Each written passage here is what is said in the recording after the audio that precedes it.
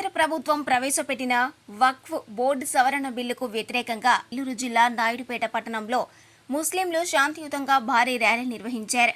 వక్ఫ్ bill రాజ్యాంగానికి విరుద్ధంగా ఉందని, దీనివల్ల ముస్లిం మనుగడకు పెను ప్రమాదంగా మారుతుందని, ఈ బిల్లును వెంటనే రద్దు చేయాలని కేంద్ర ప్రభుత్వానికి శాంతియుతంగా ర్యాలీ చేపట్టి తెలియజేశారు. ఈ ర్యాలీలో వైసీపీ, సిపిఐ, సిపిఎం, వామపక్ష పార్టీలు, క్రైస్తవులు సోదరులు సైతం ర్యాలీలో పాల్గొని సంఘీభావం తెలిపారు.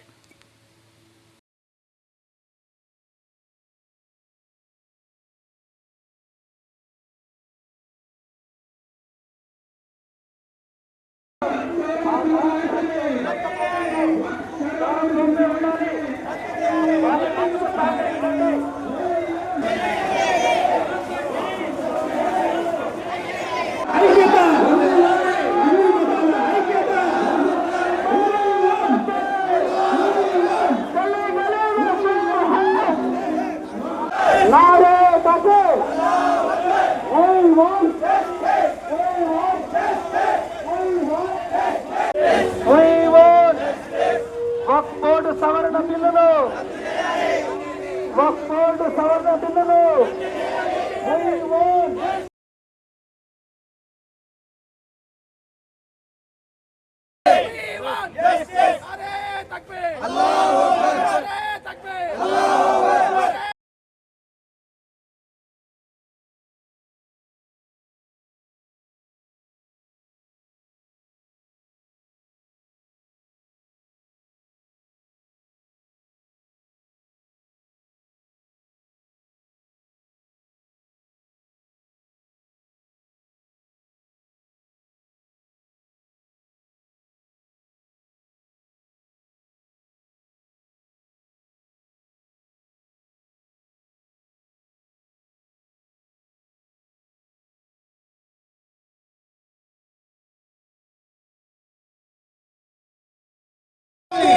సవరణ బిల్లును వెంటనే రద్దు చేయాలి. సవరణ బిల్లును వెంటనే రద్దు చేయాలి. సవరణ బిల్లును వెంటనే రద్దు చేయాలి. మతాల ఐక్యత, అన్ని మతాల ఐక్యత.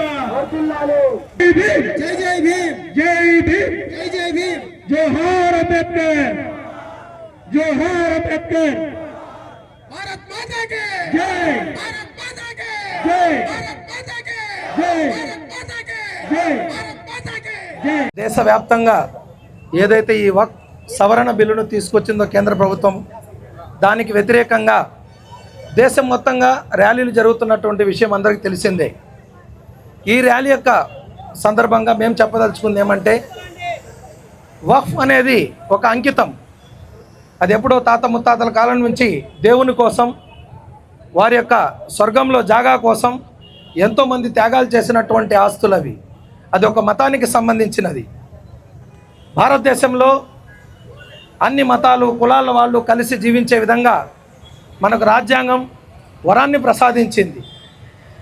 మనకు ఈ భారతదేశం అనేది ప్రపంచ దేశాల్లోనే అత్యున్నతమైనటువంటి ప్రజాస్వామిక దేశం.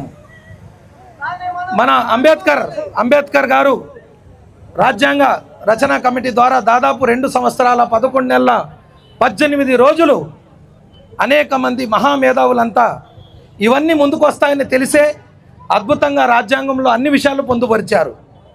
మనకున్నటువంటి రాజ్యాంగాన్ని మనం ఖచ్చితంగా పాటించి ఫాలో అయితే ఎవరికి ఎలాంటి డిస్టర్బెన్స్ ఉండదు.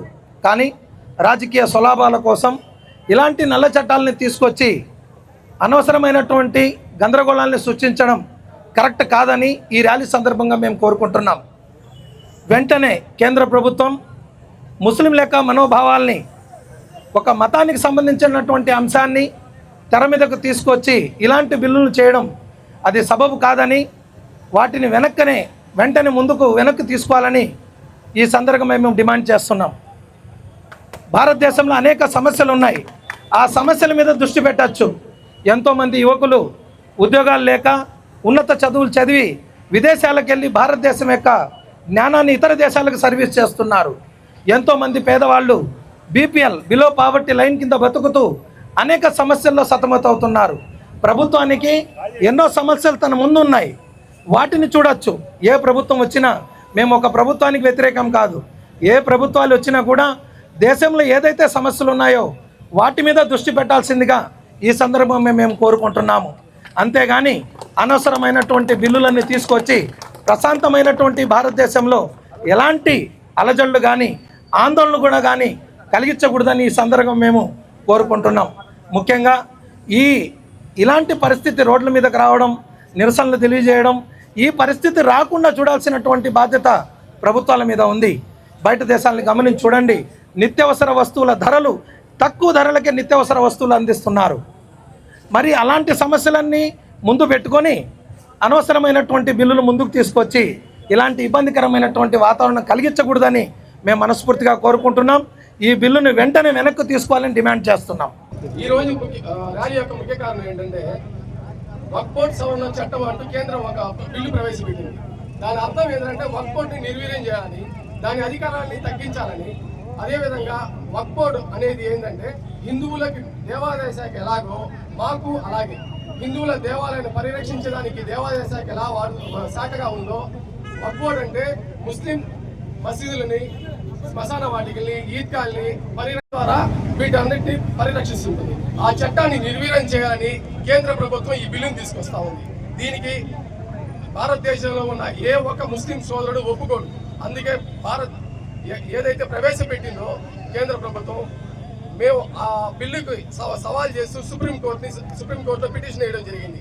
సుప్రీంకోర్టు కూడా కేంద్రాన్ని హెచ్చరిస్తూ, మీరు ఏదైతే ఈ బిల్లును అమలు పరుస్తున్నారో ఇది చాలా అన్యాయం, మీరు ఈ బిల్లుని ఏ విధంగా అమలు పరుస్తున్నారు, ముస్లిం సోదరుల వక్ఫ్ బోర్డులో మీరు అన్య మతస్థులను నియమించాలనుకుంటున్నారని వాళ్ళని హెచ్చరించడం జరిగింది.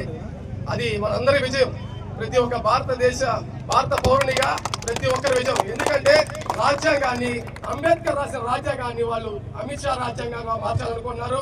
ఇది సుప్రీంకోర్టు ఒప్పుకోదు. న్యాయ వ్యవస్థను మేము నమ్ముతున్నాము. ఈ బిల్లును వెంటనే వెనక్కి తీసుకోవాలి. ఒకవేళ వాళ్ళు తీసుకోకపోతే పార్లమెంట్ లో బలం ఉందని దౌర్జన్యంగా బిల్లును పాస్ చేస్తే మాత్రం ఇది శాంతియుత ర్యాలీ మాత్రమే. ముందు ఈ ర్యాలీ ఆందోళనతో ఉధృతంగా ఉద్యమంగా మారబోతుంది. కాబట్టి దయచేసి ఇంకన్నా తెలుసుకొని బిల్లును వెనక్కి కేంద్రాన్ని కోరుతున్నాను. మరిన్ని న్యూస్ అప్డేట్ కోసం A3 న్యూస్ ఛానల్ ని సబ్స్క్రైబ్ చేసి బెల్ ఐకాన్ ను ప్రెస్ చేయండి.